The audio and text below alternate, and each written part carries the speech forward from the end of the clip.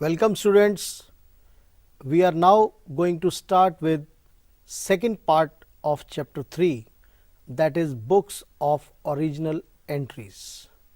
First, journal entry is done through source document. Now this is called journalizing. The original entry books are journal proper, in which we record those transactions which are not very specific, like cash book, we record all the cash transactions. Day books, like purchase day book, we record credit purchase transaction, and sales day book, we record credit sales day transactions. Purchase return book, we record only those purchase return which are purchased on credit, and in sales return we record all those credit sales return. And if these specific transactions are recorded in these books, then whatever is left is recorded in journal proper. So journal and journal proper are two different things. In journal we record all the entries, and then after that we subdivide it into cash book, purchase book, sale book, purchase return, sale return, and the remaining element in journal proper. Okay. Now what is a journal? Journal records the entries in chronological order, that is date wise order. So we have got 4 columns in that. First column, date, the date of the transaction. Then particulars, where we write what is to be debited, what is to be credited. Then there is another column, ledger folio, a very small column in which we write the page number of the ledger where this particular account or entry is noted, right. Then there are 2 more columns, debit, credit. Either I have to write in debit or in credit. If something is to be written in debit, then nothing will be written in credit, and if something is written in credit, then nothing will be written in debit. And of course there is very important part, narration, which is given along with that entry, which explain the transaction, that what is actually there in the transaction. So when we start writing in the particular column, the debit is written in the first line and credit is written in the second line with prefix to. Suppose we have to write Ram debit and cash credit. So I will write like this, Ram account debit to cash. So 2 is written for credit part and Ram account debit is written in the first line. Then ledger folio, I already told you page number of the ledger, which will be filled only at the time of posting it into the ledger. So while recording you will just write it, and when we will be posting the thing into the ledger, then that ledger page number will come in the journal entry, right. Now let us see some examples of journal entries. Started business with cash. Now what will be debited? Cash, because in the rules I told you cash is an asset and asset will be debit when it comes. So cash account debit and capital account credit, because it is increasing your capital. So now you can combine these journal entries with accounting equation and understand why it is being debited and why it is being credited. Please see again, started business with cash. What is coming in? Cash. So asset is debit. And who is contributing? Capital. Capital increases when you contribute the money. So I will write like this, cash account debit to capital account. I hope it is clear. Let us proceed to the next one. Purchased stationery in cash. Now your cash is coming or going? Yes, it is going. So it is an asset. Asset is going means it is credit. Now what you have done is expense of stationery, and expenses are debit. So what I will write in the particular column is stationery account debit in the first line and to cash in the second line. Next one, purchase goods from Ram. Now here goods are coming, it is an asset, it will be debit. And who is the giver of these goods? Ram. So he will be credit. So debit goods, credit Ram. In other words, when we will write this entry, our entry will be purchase account debit and Ram account credit.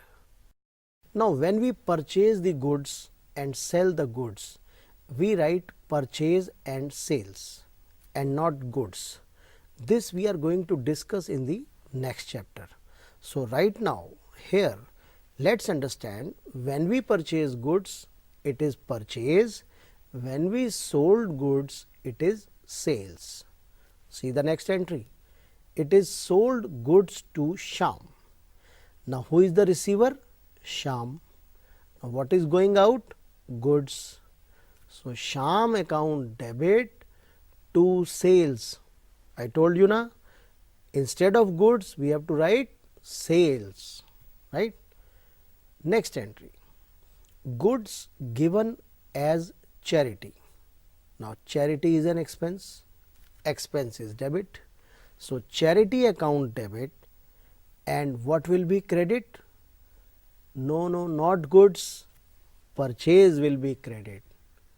I told you na, when we purchase goods it is debit, and when we give goods out of that it will be credit because it is an expense. Next, purchased furniture. Now we are purchasing, but we are purchasing an asset, not goods. So what is coming in? Asset. Asset is debit. Furniture account debit. And what is credit? Cash account credit, because if nothing is mentioned it is always cash. So please see, in the particulars column we will write furniture account debit to cash. To is prefixed with the credit one, right? Let's proceed further. Cash withdrawn for house. Now it is a drawing for household purpose, so it will reduce our capital, and cash is going out from the business. So my entry will be capital account debit or drawings account debit to cash. Next, interest received in cash. Now cash is coming in, cash account debit, and interest is the income, it will be credited. So cash account debit to interest account. Next, salary paid. Salary is an expense, salary account debit, and cash is going out to cash, cash is credit. Next, salary outstanding. Now please see, we have not paid it, it is outstanding, but it is an expense. So salary will be debited, but now instead of cash, salary outstanding will be credited. So salary account debit to salary outstanding. Next, taken loan from bank. Now what is coming? Bank account is coming, and what is the liability part? Loan. So entry will be bank account debit to bank loan. Next, telephone bill paid by check. Telephone bill as an expense, so expense will be debited. Telephone expense is debit, and we are paying check, so bank will be credit. Telephone expense is debit to bank account. Next, cash paid to Rajkumar. Rajkumar is the receiver, so Rajkumar account debit to cash, because cash is going out, right? So to conclude, we can say journal is the books of original entries. When business is small, we make only journal, but as the business grows in size, journal has to be divided into sub journals like cash book, purchase book, sale book, purchase return book, etc. Now, what are the advantages of journal? First, no transaction is omitted as everything is recorded, so there is no point of omission. Next, as entry is done date wise, that is chronological, locating any transaction is very easy. Next, narration explain the transaction, so there is no problem. Next, once recorded in the journal, there is no problem in the posting, as you know what account has to be debited, what account has to be credited, and you can simply turn to that page and record in that. Now, if something has advantages, it has limitations also. When transactions are very large, it makes the journal very bulky. So, we have to subdivide, as I already told you, into various other books like purchase book, sale book, etc. Next, now all these repetitive transaction leads to repetitive postings. Say for cash account coming umpteenth number of times. Now this makes it very boring, but we have to go with this part and record it. Next, journal does not provide ready information like ledger. Suppose I want to know what I have to take from Ram or what I have to give to Shyam. I can just simply move to the ledger and find out, but with the journal I have to locate all those entries. It is really not possible to get the information.